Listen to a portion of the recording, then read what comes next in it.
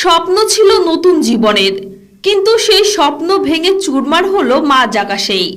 তার নাম প্রতীক যোশী, পেশায় একজন সফটওয়্যার ইঞ্জিনিয়ার। দীর্ঘ 6 বছর ধরে বসবাস করছিলেন লন্ডনে।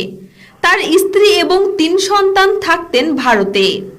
প্রায় 3 বছরের প্রস্তুতির পর অবশেষে সিদ্ধান্ত নিয়েছিলেন এবার পরিবার নিয়ে স্থায়ীভাবে চলে যাবেন লন্ডনে।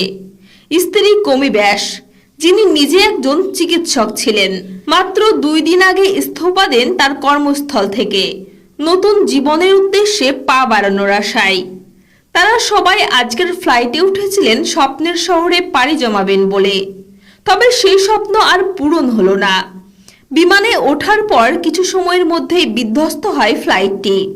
পরিবারের কেউই আর ফিরলেন না, শুধু পড়ে রইল একটি ফাঁকা বাড়ি। আর বিমানে ওঠার পর একটি ছবি তুলে পাঠিয়েছিলেন পরিবারের সদস্যদের। কে জানতো এটাই হবে তাদের শেষ ছবি।